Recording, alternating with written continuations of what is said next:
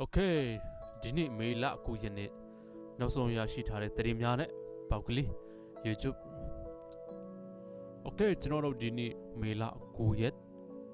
2025ပေါက်ကလေး reaction YouTube channel နဲ့ပြန်လည်ကြိုဆိုပါရစေကျွန်တော်တို့ဒီနေ့နောက်ဆုံးရရှိထားတဲ့သတင်းများကျွန်တော်နဲ့အတူတူကျွန်တော်မိဘပြည်သူများအတူတူကျွန်တော်ကြည့်အောင်เนาะဆိုတော့ okay let's start it ကဲတောင်ပိုင်းကိုစိတ်ပြက်နေတဲ့လူတွေအတွက်ဒီနေ့ကတော့တောင်ပိုင်းအတွက်တည်င်းကောင်းနေမယ်စခန်းတွေကိုတိန်းတာထီကီတို့ထီခါတို့လိုင်းပွဲကစခန်းတို့နော်ပုံတွေပါထွက်လာပါပြီဗီဒီယိုဖိုင်တွေလည်းထွက်လာပြီနော်ထီကီစခန်းကိုတိန်းတဲ့အချိန်မှာပြစ်ကူဘလို့ပြစ်ကြလဲဆိုတော့ထီကီစခန်း၄ုံမုံ၃မုံလောက်ကထိုင်းနယ်စပ်ထဲကိုဝင်နေတဲ့သဘောရှိတယ်ပေါ့ဘာလို့ဆိုတော့ထိုင်းမြန်မာဒီ CEO ပေါ်မှာနှစ်နိုင်ငံ CEO မှာလဲဘယ်လိုပြောမလဲဂျာမင်းဆိုတာရှိတယ်အဲ့ဒီထီကီစခန်းရဲ့ area အဲ့ဒီဂျာမင်းကြီးရောက်နေတဲ့အတွက်ကျွန်တော်တို့ကdrone ပစ်ကူတွေပစ်တဲ့နေရာမှာလက်နက်ကြီးပစ်ကူတွေပစ်တဲ့နေရာမှာတော်တော်ကိုသတိထားပစ်ကလက်နက်ကြီးပစ်ကူပစ်တဲ့နေရာမှာကြော်ကြပြီးတော့ဒီမြန်မာနိုင်ငံနဲ့ဝင်မာနေဆိုရတယ်အဲ့ဒီတော်လိုင်းအင်အားစုတွေကတော်တော်ထိန်းထိန်းလုပ်ရတယ်အဲ့ဒီအချိန်မှာခွေးတွေကလည်းနည်းနည်းပစ်လို့ရှိရင်တိုက်လို့နိုင်တိုင်းမနိုင်လို့ရှိရင်သူကထွက်ပြေးတာထိုင်းနဲ့ထွက်ပြေးတယ်အဲ့ထွက်ပြေးတဲ့ခွေးတွေကိုလည်းထိုင်းကပြန်မောင်းထုတ်တယ်ကြားတယ်အခုထိုင်းကနေကြားတော့စစ်တပ်ကတောင်းရှိတဲ့ပုံကတော့ပြောတယ်လက်ရှိတနင်္လာနေ့တိုင်းမှာဖြစ်ပေါ်နေတဲ့တိုက်ပွဲတွေကိုသူတို့အနီးကစောင့်ကြည့်နေတယ်ရှင်းရှင်းပြောရတယ်ဗျဘယ်လိုနိုင်မလဲပေါ့နိုင်တဲ့လူနဲ့လက်စွဲနှုတ်ဆက်မှာဒါပါပဲနော်တိုက်ပွဲအဆုံးဖြတ်ကဒါပဲအဲ့လိုဟိုနိုင်ငံသမိုင်းအမြတ်ပြောတဲ့စကားလို့ရှိတယ်နော်ကျွန်တော်စစ်ပွဲတွေအဆုံးသက်ကတဲ့ဇပွဲဝိုင်းပေါ်မှာလည်းဟုတ်တယ်ဒါပေမဲ့ဆက်ပြောရမယ်စကားအဲ့လောက်ကြီးရထားလို့မရဘူးဇပွဲဝိုင်းပေါ်မှာမှန်ပေမဲ့အဲ့ဒီဇပွဲဝိုင်းပေါ်မှာမင်းကဘယ်နေရာထိုင်ရမလဲငါဘယ်နေရာထိုင်ရမလဲဆိုတာတိုက်ပွဲအဆုံးဖြတ်ကစကားပြောတယ်ဒါပဲအခုလက်ရှိထိုင်းရဲ့နိုင်ငံရေး policy ဆိုတာအချိန်ကြီးအမျိုးပြောင်းနေတယ်အဲ့လိုပြောင်းတဲ့အနေထားမှာမင်းအောင်လိုက်ကိုထိုင်းအောင်ဖိလို့ကျွန်တော်တို့ကန့်ကွက်နေကြရတယ်သူတို့အကိုเจ้าမြတ်ဒီเจ้าမြတ်ခေါ်တယ်ဒါပေမဲ့တနင်္လာနေ့တိုင်းနယ်စပ်အားလုံးကိုနော်ကိုတော်လိုင်းအင်အားစုတွေရဲ့စိုးမိုးထားနိုင်ထိုင်းရဲ့အနေထားထီခီရဲ့ကုံတော်ရဲ့ဂိတ်ဒီဟိုနေ့ကဘယ်လိုပြောမလဲကုန်ပစ္စည်းတင်ပို့မှုမှာတော့ထီခီကဒီမြဝတီတို့တာချီလိတ်တို့တော့မများပေမဲ့ဂက်ပိုက်လိုင်းရှိတဲ့အတွက်ထီခီဂိတ်ရဲ့ကုံတော်ကောင်ကလက်ရှိထိုင်းနဲ့ပတ်သက်တဲ့နယ်နိမိတ်ဂိတ်တွေမှာအခွန်အရဆုံးကုံတော်ကောင်အကောက်မှုပဲเนาะဒီမှာကျွန်တော်ပြကြည့်ပါပါအဲ့တော့ထီခီဂိတ်ကိုကျွန်တော်တို့ရလိုက်တဲ့အတွက်ဒီထိုင်းနဲ့ကျွန်တော်တို့ပတ်သက်လို့ gap pipeline မှာဘယ်လောက်ထိကျွန်တော်တို့မှာပါဝါရဝါယူပထမလေးက gap pipeline နဲ့ပတ်သက်လို့ထိုင်းနိုင်ငံနဲ့ online အင်အားစုတွေနဲ့စကားပြောထားတာတွေရှိတယ်เนาะကျွန်တော်တို့ဒီအခွန်ကိစ္စတွေကစအကုန်လုံးစကားပြောထားတာတွေရှိတယ်ဒါတွေကိုကျွန်တော်တို့သိပေမဲ့ဒါပေမဲ့တက်ဆိုင်ရာအဖွဲ့အစည်းတွေမထုတ်ပြန်တဲ့အတွက်ကျွန်တော်တို့ပြောပိုင်ခွင့်မရှိလို့လားဒါပေမဲ့အခုလက်ရှိဒီကုန်တဲ့ကွန်မှာเนาะဘယ်လောက်ထီခီဂိတ်ရဲ့တစ်နှစ်တာဝင်ငွေဘယ်လောက်ရှိတယ်ဆိုတာမြင်အောင်ပြလိုက်တာအဲ့တော့ထီခီဂိတ်ကိုကျွန်တော်တို့ online အင်အားစုတွေပိုင်သွားတဲ့အတွက်ဟိုဘက်ရက်ကွက်ကเนาะဖို့ခွေးတွေကတော့ဆွတ်ခုံပေါ့နော်သူတို့ကဗမော်မှာဘာဖြစ်တယ်ညာဖြစ်လို့နော်ဘယ်စီနဲ့တော်ပြီးညာစီနဲ့ကန်တွင်းနော်ဆောက်ခွက်ကိုထိပြီးတော့ဂိုးတွေကိုတိုင်းလဲထိတော့ဆိုတာထားကိုပြောတာနော်ဆောင်းရရရှိတယ်ကျွန်တော်တတိလေးအရင်ဖတ်ပြတာတတိလေးဖတ်ပြတာဘိုးရုံမိုက်တယ်နော်ကင်းမျိုးသားစီယုံ KNU နယ်မြေစစ်ကောင်စီထီတာဗျူဟာစခန်းနဲ့တီကီဗျူဟာစခန်းအားကင်းမျိုးသားလူမျိုးရေးတပ်မတော် KNNA ပူးပေါင်းတပ်များကတိမ့်မိုက်ခဲ့ကြောင်း KNU ကမေ9ရက်ကထုတ်ပြန်မြစ်တဝဲခရိုင်ဌာနချုပ်နှင့်တပ်မဟာဌာနချုပ်ဟောင်းတရှိရာထီခီဒေတာအလုံးစုံပြန်လည်သိမ်းပိုက်နိုင်ခြင်းကို KNU ကဆိုတယ်။ကရင်မျိုးသားအစည်းအရုံးကော်တူလေအုပ်ချုပ်တဲ့မြစ်တဝဲခရိုင်ထီခီဒေတာအတွင်းရှိထီထာဗျူဟာစခန်းအပြီးခဲ့တဲ့ဧပြီလ9ရက်နေ့ထီခီဗျူဟာစခန်း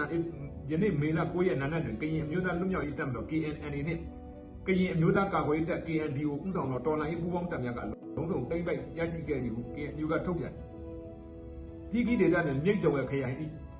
်ခရိုင်ဌာနချုပ်နှင့်တပ်မဟာဌာနချုပ်တိစောက်ရန်1984တွင်စတင်စီစဉ်ခဲ့၍1985တွင်စတင်တိစောက်ခဲ့ရာထီခီဒေတာတွင်ခရိုင်ဌာနချုပ်နှင့်တပ်မဟာဌာနချုပ်ရုံးများတည်ရှိပြီးထီဌာ၌ခရိုင်ဌာနချုပ်နှင့်တပ်မဟာဌာနချုပ်တွင်တာဝန်ထမ်းဆောင်နေသောရုံးအဖွဲ့ဝင်များ၏မိသားစုဝင်များနေထိုင်ခဲ့ကြသည်ဟုထုတ်ပြန်တွင်ဖော်ပြတယ်1999တွင်မြန်မာတပ်မတော်တပ်မ55နှင့်တပ်မ66ဦးဆောင်သောတပ်ရင်း20ခန့်မှMajor Operation အနေဖြင့် TK Data အားစတင်ထိုးစစ်ဆင်တိုက်ခိုက်ခဲ့သောကြောင့်1999တွင် TK Data အားလက်လွတ်ခဲ့ရသည်ဟုဆိုတယ်။လက်ရှိအချိန်တွင် KNU ကရင်အမျိုးသားအစည်းအရုံးအနေဖြင့်လက်လွတ်ခဲ့ရသော TK Data အားပြန်လည်သိမ်းပိုက်နိုင်ခဲ့ပြီး Data တွင်ပြည်သူလူထုများ၏အသက်အိုးအိမ်များကာကွယ်ရေးဆက်လက်လှုပ်ဆောင်သွားမည်ဟု KNU ကအတည်ပြုထားတယ်။နော်။ဒါကတော့ TK ယူဟာရဲ့တမိုင်းတောင်မှာဖြစ်တာပေါ့နော်။အဲ့တော့တစ်ချိန်ကထိုးစစ်ဆင်ပြီးတိုက်ခိုက်ပြီးတော့စစ်တပ်ကပြန်ရခဲ့တယ်ဆိုတာကပြည်သူအားလုံးကအခုလိုမျိုးစစ်တပ်ကိုမတော်နိုင်တဲ့ကာလဖြစ်တဲ့အတွက်စစ်တပ်ကရခဲ့တယ်အခုကာလမျိုးမှာရမှာလားဒါအထီးပဲเนาะအဲ့တော့ကျွန်တော်မြတ်ပြောလို့ကရင်နေစည်းလုံးမယ်ဆိုလို့ရှိရင်ကရင်ပြည်နယ်မှာတနက်နှစ်ဖောက်ပြီးစစ်ခွေးကိုတိုက်ကြမလို့ကရင်နေလက်သီးလိုက်ထိုးရနေကိုကြီးကြောက်เนาะဒါနောက်တစ်ခုကလိုင်းပွဲမှာဒီတိမ်းပြီးတဲ့နောက်ထပ်စခန်းတစ်ခုပါနောက်ထပ်စခန်းတစ်ခုကတော့ယနေ့မေလ9ရက်နေ့နနက်9:00နာရီအချိန်လိုင်းပွဲမြို့နယ်ထိုင်းမြန်မာနယ်စပ် KNU တပ်မဟာ9နယ်မြေအတွင်းရှိစစ်ကောင်စီခလာရ24အခြေချတပ်ဆွဲထားတဲ့ လေးပနာဒီခေါ်တခေါ်ဘွီခီစစ်ကောင်စီတပ်စခန်းကို KNN ဦးဆောင်တော့မဟာမိတ်တပ်များကတိုက်ခိုက်သိမ်းပိုက်ရရှိခဲ့ကြောင်း KNU ကထုတ်ပြန်စခန်းရပြီလေကရင်အလံတင်လိုက်ပြီစစ်သားတွေကတော့ပြေးစင်းကုန်ပြီရှင်းလိုက်ရှင်းနေတယ်9ရက်နေ့မှာ drone နဲ့စတိုက်ပြီးသိမ်းတာအခုမနေ့သူတို့ထွက်ပြေးကြတာသူကမဲလဒုက္ခတဲ့စခန်းအနောက်ဘက်ထဲကစခန်းပေါ်နောက်ထပ်မဲလတို့ဝန်ခါတစ်တို့အဲ့ဒီစကစခန်းတချို့ကြံနေတဲ့ဟိုကရင်စစ်သေးသတင်းမြစ်ကပြောတယ်ဆိုပါစစ်စခန်းတိမ်ပွဲတိုက်ပွဲကြောင့်ထိုင်းဘက်အချမ်းမဲတန်ရွာဘက်တို့ကရင်ဒေသခံရွာသား300ကျော်စစ်ဆောင်နေထိုင်ကြရပြီးထိုင်းစစ်တပ်နဲ့ထိုင်းအာဏာပိုင်များမှနေဆက်ထက်ကျော်ထွက်ပြေးလာပြီးအကြမ်းဖက်စစ်ကောင်စီတပ်များကိုထိန်းသိမ်းရန်နေဆက်တစ်လျှောက်ကင်းပတ်နေအောင်တီးရတယ် KNU တပ်မဟာခုနှစ်နယ်မြေအတွင်းထိုင်းမြန်မာနေဆက်တစ်လျှောက်အကြမ်းဖက်စစ်ကောင်စီတပ်ဆွဲထားပြီးစခန်း10ခုတည်းနဲ့ကြံရှိနေကြအောင်တီးရတယ်တော့ဒါကတော့လက်ရှိကရင်ပြည်နယ်ဘက်အချမ်းမှာစစ်ကောင်စီဒီထိုင်းမြန်မာနယ်စပ်မှာစစ်ကောင်စီတပ်စခန်းတွေရှိသေးတယ်တနင်္လာရီတိုင်းဘက်မှာတော့မရှိတော့ဖြစ်သွားပြီအဲ့တော့တနင်္လာရီတိုင်းဒေသလောက်ကိုရမယ်ဆိုရင်အောက်ကကော့တောင်းလို့ဘာလို့ဘက်ပိုင်အကုန်လုံးအလုံးစုံပိုင်ပြီးဟစ်ဆိုရင်ဒီထိုင်းမြန်မာနယ်စပ်တောက်လျှောက်အားလုံးကိုတော်လိုင်းတက်တွေကစိုးမိုးတော့မှလည်းတင်အခုကလက်ရှိဒီမြန်မာနိုင်ငံမြေပေါ်အလဲပိုင်းမှာဟိုတော်လိုင်းအင်အားစုတွေအကုန်စိုးမိုးတော့နိုင်ပြီပေါ့အဲ့လက်ရှိကျွန်တော်တို့တောင်ပိုင်းတိုင်းဟာတော်တော်ကိုလူပြောများခံရတယ်နော်လူပြောခံရတယ်အဲ့တော့တောင်ပိုင်းတိုင်းမှာလှုပ်တဲ့ကလေးဆိုချို့ဆိုစိတ်သက်ကြတယ်ချို့တွေကြတော့ဘယ်နဲ့ခေါင်းဆောင်ပိုင်းတွေမညီညာတာတကြောင်ချို့တွေခေါင်းဆောင်ကြတော့တော်လိုင်းဘက်မှာအားလုံးခွန်ဆိုင်လုပ်တာရှိတယ်ချို့တွေကြတော့အကျိုးစီးပွားတွေပတ်သက်နေတာရှိတယ်ဒီအပေါ်မှာခေါင်းဆောင်ပိုင်းတွေမညီညာတဲ့အတွက်နောက်လိုက်ငယ်တာတွေပြင်ပန်းခဲ့ရတာဒါပေမဲ့ဘလို့ဖြစ်ဖြစ်ကျွန်တော်တို့ပြည်သူခံဆန္ဒတော့ရှင်းတယ်နော်မင်းဘာလူမျိုးဘာအဖွဲ့အစည်းဘာပဲဖြစ်ဖြစ်လက်ရှိပြည်သူရဲ့ရန်သူဒီအာဏာသိမ်းထားတဲ့စစ်ကောင်စီကိုတိုက်တဲ့အဖွဲ့ဘယ်လူမျိုးဘယ်ဘာသာဖြစ်ဖြစ်ပြည်သူရဲ့မိတ်ဆွေပဲအဲစစ်ကောင်စီနဲ့ပူးပေါင်းတဲ့ကောင်ဘယ်လူမျိုးဘာကောင်မှဖြစ်နေပြည်သူရန်သူပဲအဲ့ဒီနှစ်ခုပဲရှိတယ်နော်အခုလိုမျိုးအောင်ပွဲတွေရတဲ့အတွက် KNU မှာရှိတဲ့ဒီ KNN KND ကိုအဖွဲ့တွေကိုလည်းကျေးဇူးတင်တယ်လေးစားတယ်ဆက်လက်ပြီးတော့လည်းတော်လိုင်းသမားတွေပြီးတော့ပြည်သူနဲ့တရားတဲ့ရက်တည်နေအောင်ကြိုးစားဖို့လိုအပ်ပါတယ်နော်ကျွန်တော်လူမျိုးဘာသာမခွဲခြားဘဲနဲ့အဓိကပါတယ်ဒီနေ့ခေတ်မှာကျွန်တော်လူမျိုးတွေဘာသာတွေခွဲခြားလို့မရဘူးလူများနိုင်ငံတွေမှာလူမျိုးဘာသာမပြောနဲ့နိုင်ငံချင်းရှင်ပြိုင်နေတဲ့အချိန်မှာကျွန်တော်တို့တိုင်းပြည်မှာမင်းကဘာလူမျိုးငါဘာလူမျိုးဆိုတဲ့အယူဆွဲတွေဒီနေ့အချိန်ကြီးရှိသေးတဲ့အတွက်အာဏာရှင်တွေအခုချိန်ကြီးလူပေါင်းဝဝင်ရတယ်နော်ဘလို့ဖြစ်ဖြစ်နှစ်ပေါင်းများစွာဆွန့်လွတ်ခဲ့တဲ့စခန်းတစ်ခုကိုပြန်ရလိုက်တာဟာဒါ KNU တွေမဟုတ်ဘူးတနိုင်ငံလုံးမှာရှိတဲ့ပြည်သူအားလုံးရဲ့အောင်ပွဲပဲဖြစ်တယ်နောက်တစ်ခုကကျွန်တော်တို့ဒီတော်လှန်ရေးမှာတတိထားမယ့်အချက်ကနိုင်ငံတကာဖိအားတွေရှိပါတယ်အဲ့လိုနိုင်ငံတကာဖိအားတွေလာမှာဖြစ်တဲ့အတွက်ကျွန်တော်တို့ဘက်မှာနော်ပို့ပြီးတော့စီးသုံးရမယ်ကရင်ချင်းစီးလုံးဖို့လိုတယ်လို့ကရင်နဲ့အခြားသောတိုင်းရင်းသားလူမျိုးပေါင်းတော့တိုင်းရင်းသားဆိုတဲ့နေရာဗမာဆိုတဲ့တိုင်းရင်းသားတစ်မျိုးပဲနော်ချို့တဲ့အများစုကတိုင်းရင်းသားလို့ပြောလိုက်ရင်ဗမာကတတ်တိုင်းရင်းသားတတ်ထင်ပါတယ်မဟုတ်ပါဘူးနော်ကျွန်တော်တို့တိုင်းပြည်မှာအမြဲပြောတဲ့စကားရှိတယ်ဗမာလူမျိုးကြီးဝါဒကျွန်တော်အဲ့စကားကိုလက်မခံဘူးလုံးဝဗမာလူမျိုးကြီးဝါဒမဟုတ်အာနာရှင်လူမျိုးကြီးဝါဒဗမာလူမျိုးကြီးဝါဒဆိုရင်နေရာတကာမှာဗမာတွေပဲကြီးစိုးနေရမယ်ဗမာတွေပဲအခွင့်အရေးရနေရမယ်ဗမာလူမျိုးမှန်ရင်ကိုကျိုးဘယ်လိုပြောမလဲအားလုံးကိုလုပ်ပိုင်ခွင့်တွေရနေရမယ်ရခဲ့တာမရခဲ့ပါဘူးစုပ်ပြတ်ဆင်းရဲနေတဲ့ဗမာရွာတွေလာခဲ့ပါကျွန်တော်လိုက်ပြမယ်ဒါပေမဲ့ဗမာလူမျိုးကြီးဝါဒဆိုရင်လက်ရှိစစ်ဗိုလ်ချုပ်တွေနဲ့ပေါင်းတင်ပြီးတော့ခရိုနီဖြစ်ချမ်းသာနေတာဗမာတွေပဲဖြစ်နေရမယ်ဖြစ်နေတာတိုင်းသားတွေထဲမှာစစ်ဗိုလ်ချုပ်တွေနဲ့ပေါင်းပြီးချမ်းသာနေတဲ့ခရိုနီတပုံကြီးဟုတ်တယ်မလားအဲ့တော့ဘာဖြစ်လို့ဗမာလူမျိုးကြီးဝါဒဆိုတဲ့စကားကထွက်ပေါ်လာတာလဲရှင်းတယ်နေဝင်းလက်ထက်ကစပြီးတော့မင်းကဘာလူမျိုးငါဘာလူမျိုးဖြစ်အောင်လို့တွေးကွဲနေအောင်စိတ်ဝမ်းကွဲနေအောင်လို့မှတ်ပုံတွေထဲမှာစထည့်တွေ့ရေးတာအမှန်တကယ်ရေးစရာအကြောင်းမရှိလူမျိုးရှင်းရှင်းလေးပဲမင်းမြန်မာပြည်သားပြီးပြီနော်ကျွန်တော်တို့စောင့်ရှောက်ကမှနေရည်ချင်းမှုအမွေနှစ်ပြကရင်ပြည်နယ်မှာနေထိုင်တဲ့လူဗမာပဲဖြစ်နေပြီကရင်ပဲဖြစ်နေပြီရခိုင်ပဲဖြစ်နေပြီမင်းဟာကရင်ပြည်နယ်မှာနေထိုင်ရင်ကရင်တွေဘိုးဘွားဘီဘီတွေတုံးဆွဲခဲ့တဲ့အတုံးဆောင်ပစ္စည်းတွေစာပေယဉ်ကျေးမှုတွေအဝတ်အထည်တွေရိုးရာအကတွေစသဖြင့်ဒီရှစ်ဘိုးဘွားဘီဘီတွေယဉ်ကျေးမှုအမွေနှစ်တွေကိုပြတိုက်တစ်ခုတိစောက်ဒါတွေကကဘာလက်ခီးတွားတွေကိုဆွဲဆောင်ဒေသခံတွေအတွက်လည်းအလုံငန်းကင်ခိုင်းရပါမယ်ကျွန်တော်တို့ဘိုးဘွားဘီဘီရဲ့ယဉ်ကျေးမှုတွေပျောက်เสียအကြောင်းမရှိဒါပေမဲ့အဲ့လိုလုပ်ခွင့်ရှိခဲ့တာကရင်စာတင်ဖမ်းတယ်မွန်စာတင်ဖမ်းတယ်အာနာရှင်အစ်စ်ခစ်ဆက်ဆက်ဒါကြောင့်မလို့ဒီစစ်ဗိုလ်ချုပ်တွေနဲ့ပေါင်းနေတဲ့ချို့လက်နက်ကင်ခေါင်းဆောင်တွေမနာကြတာကျွန်တော်မေးတာကျွန်တော်တို့တွေအချိန်တန်ပြီးပြည်သူတွေတကယ်စစ်မှန်တဲ့နော်စနစ်တစ်ခုကိုရဖို့အတွက်အပြောင်းလဲရမယ့်အချိန်တန်ပြီးကျွန်တော်ဒီကာလမှာမပြောင်းလဲနိုင်တော့ပြောင်းလဲစရာမရှိတော့ဘူးဒါကြောင့်မလို့ကျွန်တော်တို့ခွဲခြားမှဒီလူမျိုးမဟုတ်ဘာသာမဟုတ်ဘူးအာနာရှင်စနစ်နဲ့ပြည်သူပဲအချက်နော်ဒါကြောင့်မလို့ဗမာလူမျိုးကြီးဝါဒဆိုတဲ့ဟာမျိုးနဲ့ပြောတယ်ပြီးလို့ရှိရင်မင်းကဘာလို့နောက်ဆုံးလူမျိုးချင်းချင်းတော့မှတွေးခွဲတယ်ဗျာကရင်ဦးကြည့်လိုက်နော်ကရင်လူမျိုးတွေကိုရိုးသားတယ်ကျူးစင်းတယ်နော်စိတ်ရင်းကောင်းတယ်အဲ့ဒီပုံမှာဘာလို့ခံသိလဲဗုဒ္ဓဘာသာကခရစ်ယာန်ကရင်တယ်အရင်ခွဲခြားတယ်ဟောကရင်နှစ်ချမ်းခွဲရောဟာပြီးအဲ့ဗုဒ္ဓဘာသာကရင်ခရစ်ယာန်ကရင်မရတဲ့ထပ်ခွဲတယ်ဟမ် KNU နော်ပြီးလို့ရှိရင် KNDO KNLA KDLA ပြီးလို့ရှိရင် SCP ဘာဆုံးချက်ခန့်တော့ကျွန်တော် DKBA တို့ဘာ BGL လို့ပြောင်းတတ်တယ်ဖြစ်တယ်လားအားလုံးရည်ရွယ်ချက်တွေပါတယ်ကရင်လူမျိုးလူမျိုးရေးမဟုတ်ဘူးဒါဆိုတပွဲရှိရမယ်လေငါတို့ကရင်စီးလုံးလုံးနေမယ်မနေနိုင်ဘူးလား မနေနိုင်အောင်ခွဲခံနေကြတာအဲ့ဒါပဲဒါကြောင့်မို့လို့ကျွန်တော်တို့တွေစီးလုံးချိန်တန်ပြီးကျွန်တော်တို့ကြံနေခဲ့တဲ့မျိုးဆက်တွေအနာဂတ်တော့ကျွန်တော်တို့ဘဝတွေကျွန်တော်တို့အတက်အရွယ်တွေမမီနေပြီတော့ဒါပေမဲ့ကျွန်တော်တို့အိုဝါတဲ့အချိန်ကိုမျိုးဆက်တွေအရွယ်ရောက်လာတဲ့အချိန်မှာဒီတိုင်းပြည်ဟာဝင်းကကျွန်တော်ပြောသလိုကရင်ပြည်နယ်ဆိုရင်ဖွံ့ဖြိုးတိုးတက်နေရမယ်ကဘာလဲခီးတွားတွေဆွဲဆောင်နိုင်အနိုင်ဆက်တန်ဘူးလို့ဘာလို့စတဲ့ဖြင့်တဘာဝအလှပပစ္စည်းတွေဒါတွေကိုထိုင်းကိုကြည့်ကြထိုင်းကမြန်မာလောက်ရင်းရင်းတဘာဝတောတောင်လှတာမရှိဘူးဒါပေမဲ့ခီးတွားလုပ်ငန်းနဲ့တိုးတက်တာတို့နိုင်ငံသားတွေအခုလူဘာဝလာခံရတယ်နော်ဒီသားဟုတ်တယ်နော်အဲ့ဒါပဲမွန်ပြည်နယ်ဆိုတဲ့တို့ပဲဒီရိုးရရင်ချင်းအမွေနှစ်တွေဘာမှထိန်းသိမ်းဆောက်ရှောက်ခွင့်မရှိဘူးပြောနေကြတာပဲသူကဘာလူမျိုးငါဘာလူမျိုးတို့ပြောနေကြတယ်တကယ်ဆောက်ရှောက်ကမယ့်အရာတွေမဆောက်ရှောက်နိုင်ကြဘူးဒါတွေကဖြစ်နိုင်ရင်ပြည်နယ်တိုင်းတွေမှာရင်ချင်းမှုအမွေနှစ်နော်ကြားတိုက်တွေရှိနေရတယ်မွန်ပြည်နယ်ဆိုမွန်ရှစ်ဘိုးဘွားပြီးမွန်လူမျိုးတွေရဲ့နော်စာပေတွေအဝတ်အစားတွေအတုံးအဆောင်တွေနော်အစားအစာတွေစသဖြင့်ဒါတွေကိုရင်ချင်းမှုပြတိုက်ဖြစ်ဒါဆိုရင်ကျွန်တော်တိုင်းပြည်ဟာမကောင်းဘူးလားအဲ့ဒါပဲဒါကြောင့်မလို့လူမျိုးခွဲဘာသာခွဲခြားတတ်တဲ့စိတ်ဓာတ်တွေကျွန်တော်တို့ထောက်ပါမယ်ကျွန်တော်တို့ခွဲခြားမှာလူကိုလူအုပ်ချုပ်တဲ့ Federal Democracy စနစ်ကိုတည်ဆောက်နေတဲ့အဖွဲ့နဲ့နော်အာဏာရှင်စနစ်ကိုအတက်သွင်းနေတဲ့အဖွဲ့ဒါကိုပဲကျွန်တော်တို့ခွဲခြားအဲ့ဒါဆိုရင်ကျွန်တော်တို့ဘဝတွေကသူများနိုင်ငံသားတွေတော့လူစင်မိလာလိမ့်မယ်အဲ့လိုမဟုတ်ဘဲနဲ့မင်းကဗမာမင်းကရခိုင်မင်းကမွန်လုံနေတွေကတော့အာဏာရှင်တွေအကြိုက်ပဲကျင်းနေတယ်အဲ့လိုလုံနေတွေအာဏာရှင်တွေအကြိုက်ပဲပြီးလို့ရှိရင်ခင်ဗျားတို့ပညာရေးမှာနှိမ့်ညောင်လုပ်ပေးထားတယ်တွားပြီစင်းချက်တိုင်းအောင်ထပ်လုပ်ပေးထားတယ်မှာအမှတနေ့လုပ်တနေ့ဒီတဲ့ကိုမျိုးစိုးဖို့ဟာတော့ပဲအသေးတန်ရှားနေရတယ်နော်ထိုင်းမှာလုံလာလုံတဲ့လူဘဒူဖြစ်ဖြစ်ကြက်ဥဟုတ်တယ်နော်စက်သားနဲ့လူတိုင်းသမီးစားနိုင်ကျုပ်နဲ့မမဆိုတာမစားနိုင်တဲ့အစုံငါတက်တာဆိုမြန်မာပြည်မှာအလုပ်လုပ်နေတဲ့လူဟာမမလေးတစ်ထုပ်ရလိုက်ကြည့်ပါလားပြောနေတာဘဝအဲ့လောက်ကွာသွားတယ်အခြေခံအလုပ်သမားချင်းတူတော့ဘဝအဲ့လိုကွာသွားတယ်အဲ့ဒါဟာနိုင်ငံရေးစနစ်ပဲဒါတွေအားလုံးလွတ်မြောက်ဖို့ဆိုတာကျွန်တော်တို့တိုင်းပြည်မှာမှန်ကန်တဲ့နိုင်ငံရေးစနစ်ဖြစ်ဖို့လိုတယ်မှန်ကန်တဲ့နိုင်ငံရေးစနစ်ဆိုတာကမ္ဘာပေါ်မှာနိုင်ငံရေးစနစ်တွေအများစုရှိကြတယ်မယ်တကယ်လူကိုလူလိုအုပ်ချုပ်တဲ့စနစ်နိုင်ငံသားတွေဘဝဖွံ့ဖြိုးတဲ့စနစ်က Federal Democracy စနစ်ပဲနော် Democracy စနစ်ပေါ့ဒါပေမဲ့ကျွန်တော်တို့မှာပြည်နယ်တွေများတဲ့အတွက် Federal စနစ်ပြီးပြီဒါကြောင့်မို့လို့ကျွန်တော်တို့တွေကစီးလုံးရမယ့်အချိန်တန်ပြီအခုလိုအောင်ပွဲတွေများများရဖို့အတွက်လည်းကျွန်တော်တို့ပြည်သူတွေရဲ့အဲ့လက်နက်ကင်လေးအနောက်မှာတဒေမမှန်တဲ့တော်လှန်နေတဲ့လက်နက်ကင်လေးအနောက်မှာပြည်သူတွေကတရားတွေရက်တည်ပေးနိုင်ဖို့လိုအပ်တယ်တဒေမမှန်တဲ့လက်နက်ကင်လေးရှိလို့ရှိရင်ပြည်သူတွေကပြက်ပြက်တာဆန့်ကျင်နေဖို့လိုအပ်တယ်ဒါဆိုရင်ကျွန်တော်တို့လူချင်းနဲ့ပန်းနိုင်ကျင်းပြီးရောက်ပါလိမ့်မယ်โอเคကျွန်တော်အခုတစ်ခါမှာတော့ဆရာလိုမစ်ချော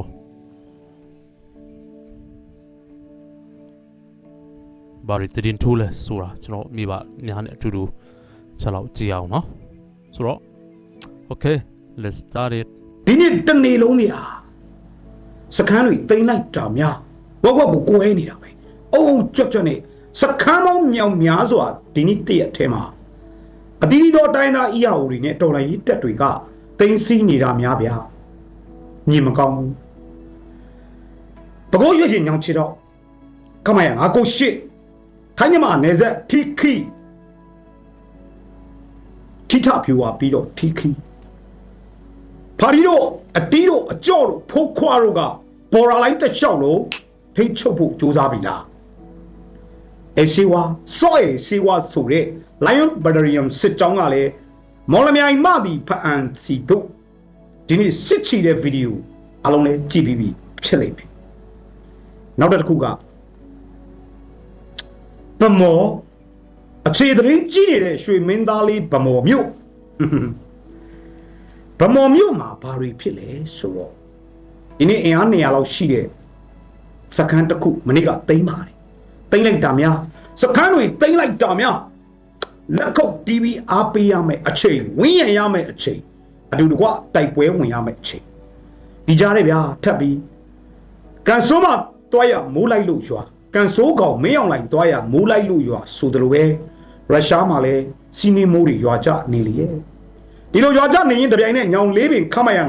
989ခမရ998တပြိုင်နဲ့ KNL PDF ပူပေါင်းတက်တွေတက်ကျိတ်နေပါတယ်ဗျို့ဒီသတင်းတွေရှိနေပါတယ်ဒီနေ့တော့တော်တော်နဲ့လူကြီးတက်တုတ်ရိုက်ပြီးသတင်းလေးတွေခက်မြင်မြန်ပြောကြည့်ခြင်းပါတယ်အဓိကတော့ဗမော်ကိုကျွန်တော်ဦးစားပေးပြောပြချင်တာပါဘာဖြစ်လို့လဲဆိုတော့ဗမော်ကိစ္စနဲ့ပတ်သက်ပြီးစစ်ကောင်စီတက်တွင်းကြရက်ထနေပါတယ်စစ်ကောင်စီတက်တွင်းမှာဗမော်တိုက်ပွဲနဲ့စစ်တပ်မိသားစုဝင်တွေကိုလူသားတိုင်းလုပ်တဲ့ကိစ္စနဲ့ပတ်သက်ပြီးတော့စစ်ကောင်စီတက်တွင်းမှာဗမော်အခြေအနေဟာကြရက်တွေထနေတယ်ဗျို့ဗမော်နဲ့ပတ်သက်ပြီးတည်တည်ချာချာပြောမှဖြစ်တယ်လို့ KNU KIA ဝါရင်တိုင်းရင်းတော်လိုင်းရေးတပ်ဖွဲ့ကြီးနှစ်ခုရဲ့အပြိုင်အဆိုင်တိုက်ပွဲဝင်တော်လန်ထိုးစစ်တွေနဲ့အတူ သူတို့ရဲ့ရှင်သွေးတွေ KNU KIA အစရှိတဲ့တိုင်းသား EAO တို့ရဲ့ရင်ခွင်တွေကိုထွေးပွေပြီးပေါက်ဖွာလာတဲ့ PDF ဆိုတဲ့ပြည်သူ့ကာကွယ်ရေးတပ်ညီငယ်များနဲ့အတူတက်ညီလက်ညီပူးပေါင်းတိုက်ပွဲဝင်နေတာတွေကိုကြည်ရင်ငါတို့အောင်ပွဲမဝေးတော့ဘူးလို့ခံစားမိပါတယ်ဆိုတော့ဒီကနေ့ KNU နေမြေမှာဖာဒီတို့အတီးတို့အကြော့တို့နေမြေမှာ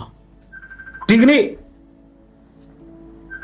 တစခမ်းပြီးတစခမ်းတတက်ပြီးတတက်တကူပြီးတခု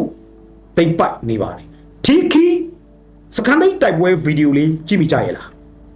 ထီခီမှာမြန်မာထိုင်းနေဇက်ပေါ့ဗျာတောင်ရင်းမြစ်ချားတဲ့အထင်မှာရဲ့ဒေနယ်လီပူပေါင်းတက်တွေကဝေရောက်တိုက်ခတ်သိမ်းပိုက်တဲ့အချိန်မှာခွေးပြေးပြေးရတဲ့လေနဲ့ခွေးပြေးပြေးရတဲ့ဗီဒီယိုလေးကြည့်ပြီးပြီမလားအဲ့တော့ KNU ကနယ်လီတက်မှာ3တက်မှာ5တက်မှာ6နေမြေတွေမှာအထိုင်ချတက်ဆွဲရတဲ့ဖက်စစ်တပ်စစ်စခန်းတွေကိုတပြိုင်နက်သိမ်းပိုက်မှုတွေလုပ်နေပါတယ်တက်မှာ4တက်မှာ9တို့မှာလည်းစတင်ထိုးစစ်ဖွင့်နေပါဒီကနေ့ကရင်ပြည်နယ်ကျုံတိုးကော့ဂရိတ်ဖအံမော်လမြိုင်တကြောလုံးကိုမကြရီဖက်စစ်တပ်အသေးအတန်ခုခံနေရပါတယ်KNLဥဆောင်တဲ့တပ်ပေါင်းစုဟာအထင်အားရစစ်ကောင်စီတပ်ကိုကျုံတိုးမြို့မှာဝိုင်းပတ်ပိတ်ဆို့တိုက်ခတ်နေပါတယ်ဒါကြောင့်မို့ဖက်စစ်တပ်ဟာကျုံတိုးမြို့မကြရီအတွက်ဖအနီးနားထိပါခံစစ်တွေပြင်နေတယ်လို့ကျွန်တော်တို့သိရတယ်ဒီအချိန်မှာတော့ဖက်စစ်တပ်ဟာကျုံတိုးမြို့တစ်ဖက်ကမ်းဖအံမြို့ဂျိုင်းဒေတာတဲ့အခြေပြုစုဖွဲ့ထားပြီးကျုံတိုးမြို့ဘောကဗျူဟာစကန်စာတင်ကျောင်းမိဘုံကွင်းသားကဖုံးကြီးကျောင်းတွေမှာတက်ဆွဲပြီးခံစစ်ပြင်လာတယ်ဒီအချိန်ဒီမှာအဲ့တော့ကျွန်တော်အရှိကပြောရင်းနဲ့တီးတော့တီးတယ်ကြီးလေးတောက်ပြစီ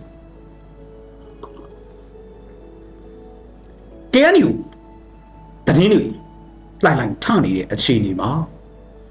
KNU ရဲ့တပ်မဟာ9ခုလုံးတပြိုင်နဲ့လှုပ်ရှားလာပြီးဖြစ်တဲ့အတွက်မကြခင်မှာပဲခူးစစ်ကြောင်းကြီးအနောက်ရိုးမအရှိရိုးမနဲ့ KNU PDF တွေနဲ့ပူးပေါင်း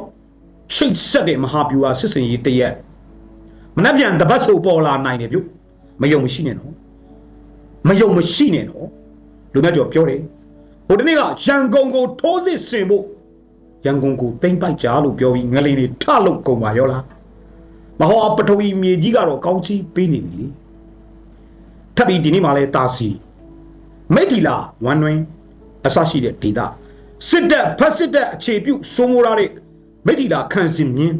မိတ်တီလာတက်မြို့တကြောလုံးမှာ9.4ဆိုတဲ့စကေးရှိတဲ့ငလင်လောက်ခတ်မှုကြားလိုက်ရတယ်ဒါကိုကြည်ချင်းအဖြစ်စစ်ကောင်စီရုံးဆိုင်ရာဖက်စစ်တပ်ရုံးဆိုင်ရာနေပြည်တော်ကိုလည်းမဟာပထဝီမြေကြီးကဖြိုချဖျက်ဆီးလိုက်ပါအခုတခါထပ်ပြီးတော့တာစီမိတ်ထီလာဝန်တွင်စစ်တပ်အခြေပြုရာနေရာတွေကိုမဟာပထဝီမြေကြီးဟာခါချဆွဲရမ်းနေပြီးပလီမောခွင့်တက်နေတာကို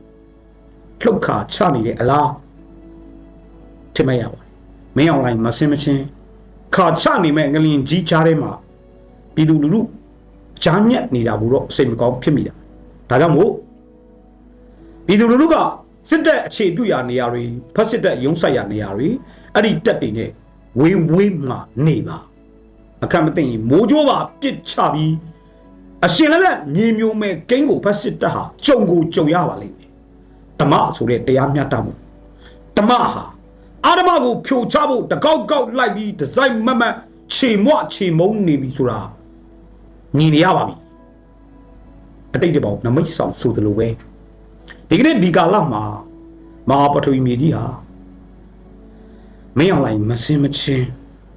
ခါချနေမယ်ဆိုတာယုံကြည်အဲ့တော့ဒါနဲ့တပြိုင်တည်းထဲမှာစစ်ကောင်စီဖက်စစ်တပ်ထဲမှာကြရက်ထနေတဲ့ဗမော်အကြောင်းပြောပြခြင်းပါတယ်ဗမော်မှာဖက်စစ်တပ်စစ်ခွေးအကောက်200နီးပါးတက်ဆွဲထားတဲ့တောင်လေးလုံးကြောင်းတိုက်ကိုဒီကတပ်ပေါင်းစုကသိမ့်ပိုက်ချေမုံလိုက်ပါတယ်ခံပစ်တဲ့ကောင်တွေကတော့အရှင်မထားပါဘူးကချင်ပြည်နယ်ဗမော်မကြဖို့ဖက်စစ်တပ်ကဘာလုပ်နေလဲကချင်ပြည်နယ်ဗမော်မကြဖို့ဖက်စစ်တပ်ဟာမြောက်ပိုင်းတိုင်းစစ်ဌာနချုပ်စစ်တိုင်းမူ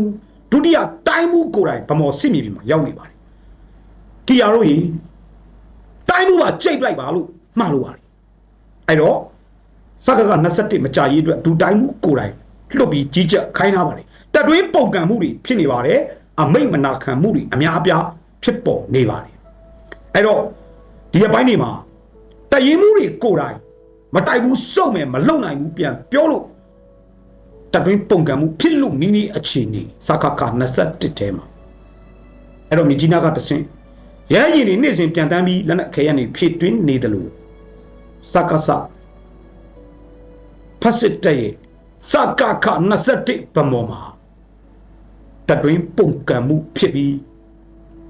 အရှုံးကြီးရှုံးမဲ့အခြေအနေကိုရင်ဆိုင်နေရပါတယ်အဲ့တော့ရိုးရိုးအသေးခံမလားရှယ်အသေးခံမလားသို့မဟုတ်လက်နက်ချအညံ့ခံအလံဖြူတောင်အလင်းဝင်မလားကြိုက်တာကြွေစစ်ခွေးအပေါင်းလို့ပြောချင်ပါတယ်စစ်ခွေးဆိုတဲ့နေရာမှာအားလုံးကိုပြောတာမဟုတ်ပါဘူးသို့တော့ပြည်သူရဲ့စန့်ကျင်တဲ့ဘက်မှာနေတဲ့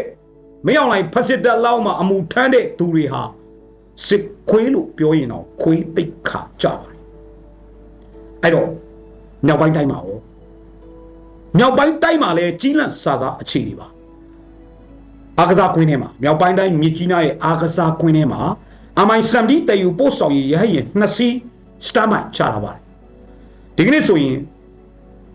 ကာမိုင်းကနေဖားကန်ကိုခြိတက်လာတဲ့အင်အား1000လောက်ရှိတဲ့စစ်ကြောင်းနန်ရအလွန်ပါPR နဲ့ PDF ပူးပေါင်းတက်ပြီးဖျက်တိုက်တာနတ်လန်ကိုပြန်ဆုတ်သွားရအောင်နန်ရကိုပြန်ဆုတ်သွားရတဲ့အခြေအနေပါအဲ့ဒီအင်အား1000ဝန်းကျင်မှာဝါရာဇွတ်ဒူးလေးပြူပြည်သူစစ်တွေလည်းပါတယ်လို့အကြံပေးကျွန်တော်တို့သိထားရပါတယ်အဲ့တော့ဖက်စစ်တပ်ဟာစကက21ဗမောကိုကာဝယ်ဖို့အတွက်သူ့ရဲ့စစ်တီမိသားစုဝင်တွေကိုတက်တဲ့ကထောက်ခွင့်မပြုဘဲလူသားတိုင်းလှုပ်နေတာတစားကန်လှုပ်နေတာတွေဟာအမြဲလှုပ်နေရှိပါတယ်စစ်ရှုံးလို့တက်ဆုတ်ခွာရတဲ့အခါကြရင်မိသားစုဝင်တွေပါနေတော့နှောင့်နှေးကြံ့ကြာမှုတွေဖြစ်တဲ့အတွက်နောက်တစ်ချက်ကရိတ်ခါတွေမျှဝေကျွေးရတဲ့အတွက်စစ်သားမိသားစုဝင်တွေကြုံတယ်လို့တိတ်တိတ်လေးရှင်းပြတဲ့တက်တေတာကားတွေကျွန်တော်တို့ရရှိထားပါတယ်အဲ့တော့ KRO ရဲ့တိုက်စစ်ကြောင့်မန်စီကနေဗမော်ဘက်ဆုတ်ခွာပြေးတဲ့လမ်းမှာစစ်တပ်မိသားစုတွေကိုစစ်သားတွေကပြန်တက်တဲ့အဖြစ်ပြက်တွေအမြောက်များရှိပါတယ်ဆိုလိုတာကအမော်စကက21ရိတ်ကအခက်ခဲကြောင့်လားစစ်တီတွေစစ်တိုက်ရတာနောက်ဆန်တဲမှဆိုလိုလားမသိဘူးမိသားစုဝင်160လောက်ရဲမေတွေအပါဝင်လက်နက်ချခိုင်းလိုက်ပါတယ်ဒါဟာညာညှိပြီးလက်နက်ချတာလားတမင်တက်ပဲပူပေါင်းတက်တွေကိုဝင်တော့ဝင်ဖို့ဖြစ်စေအောင်တွန်းပို့တာလားဆိုတာကိုဂရုစိုက်ကြရပါမယ်ကျွန်တော်တို့တော်လိုင်းတက်တွေနဲ့တိုင်းသားအရာတက်တွေကတော့လူသားဆန်စွာပဲလက်နက်ချသူတွေကိုနိုင်ငံတကာဥပဒေများနဲ့အညီစောင့်ရှောက်ပြီးစစ်မြေပြင်ကအသက်နဲ့ရင်းပြီးမနစ်ကခေါ်ထုတ်သွားခဲ့နိုင်ပါတယ်ဒီအချိန်မှာလေစစ်ကောင်စီဘက်ကနေပြီးတော့လော်နေတဲ့ဘောမတတိုက်ကိုကျွန်တော်ပြောချင်တယ်ဗျစစ်ကောင်စီထောက်ခံတဲ့သူတွေပေါ့ဗျလေကြောင်းပစ်ကူတွေပစ်ပါလို့မြတ်ပေးတာလေကြောင်းပစ်ပြီးတော့ပဲ PDF တွေ KIA တွေကိုအကုန်ဝင်ရှင်းတယ်လို့အကုန်ပဲကြပြီးအကုန်ပဲပြန်ဆုတ်တယ်လို့အာသာဖြေရေးတင်နေကြတော့တွေ့ပါတယ်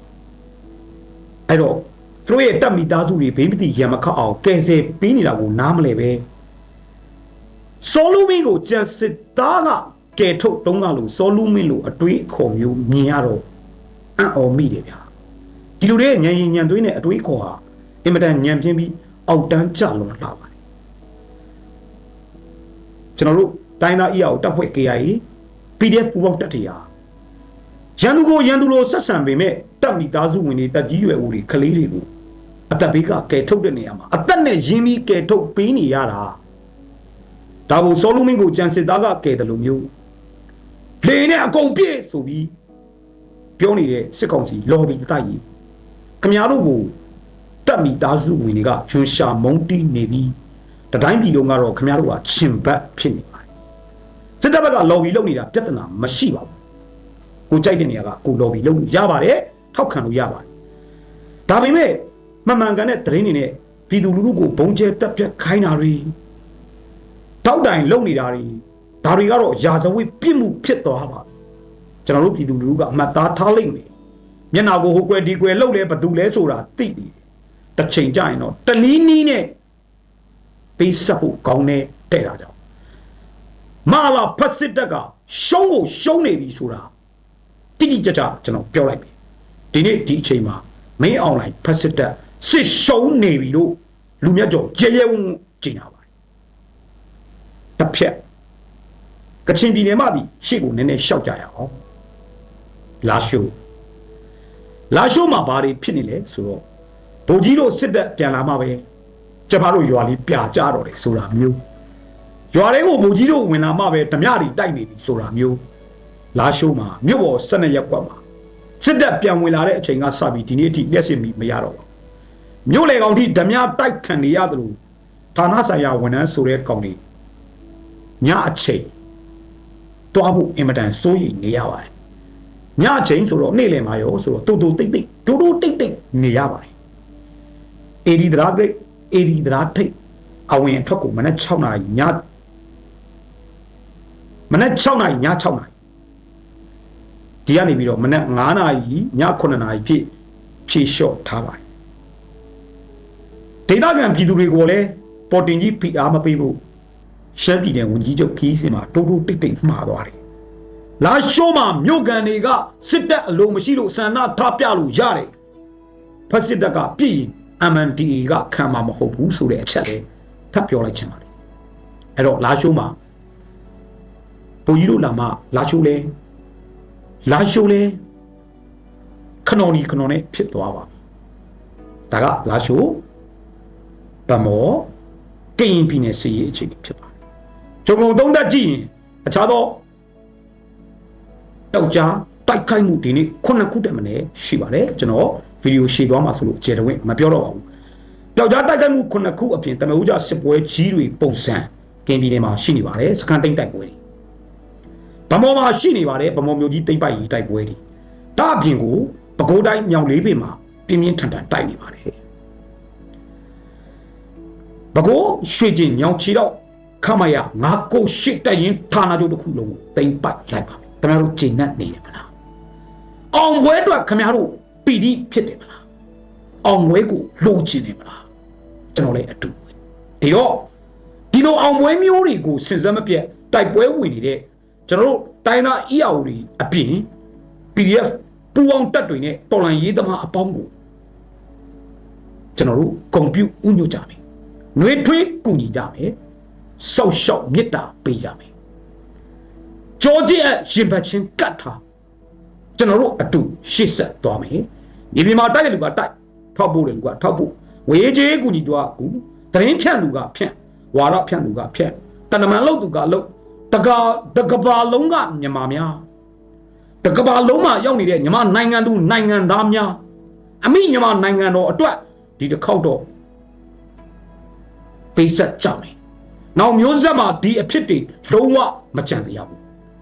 စကားစဖတ်စစ်တဲ့မင်းအောင်လိုင်းအကြံဖတ်တဲ့စစ်ရှုံးစေရမယ်